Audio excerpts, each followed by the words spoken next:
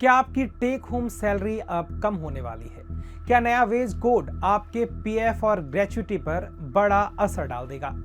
नमस्कार, मैं देवव्रत वाजपेयी और आप देख रहे हैं बिजनेसनामा। चलिए समझते हैं पूरी कहानी।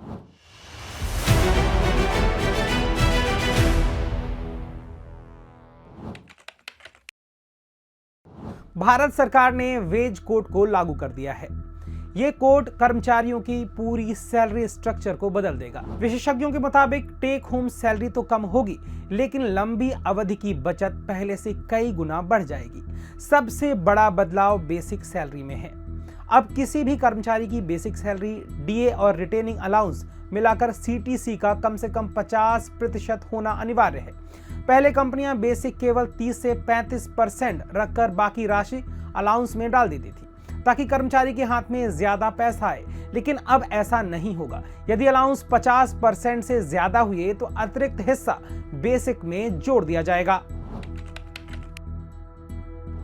बेसिक बढ़ने का सीधा मतलब है पीएफ बढ़ेगा, एनपीएस बढ़ेगा, ग्रेच्युटी बढ़ेगी और कंपनी का खर्च भी बढ़ जाएगा। लेकिन खराब खबर यह है कि जैसे ही पीएफ और एनपीएस कटौती बढ़ेगी, आपकी टेक होम सैलरी यानी हर महीने हाथ में आने वाली रकम थोड़ी कम हो जाएगी। कंपनियों को भी अपने सैलरी स्ट्रक्चर और पेरोल सिस्टम को दोबारा तैयार करना पड़ेगा, यानी बदलाव बड़े हैं और असर भी बड़ा होगा।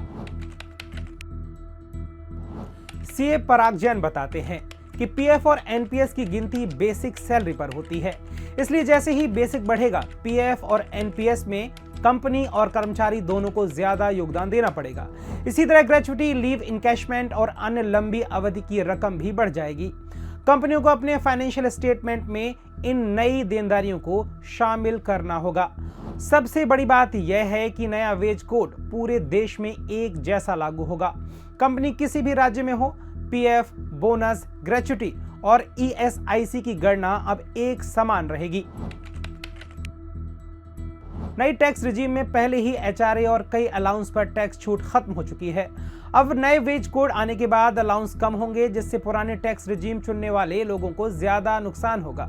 कंपनियों को भी टैक्स कटौती और अलाउंस की नई गणना करनी पड़ेगी। कुल मिलाकर एचआर और पेरोल टीम के लिए यह पूरा सिस्टम फिर से सेट करना होगा।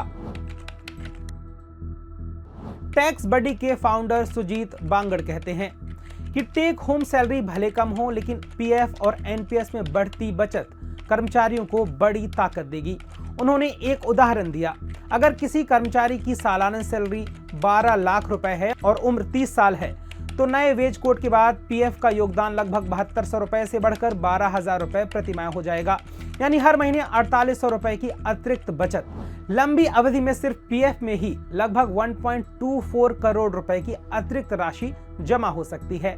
एनपीएस में करीब 1.07 करोड़ का अतिरिक्त फायदा होगा।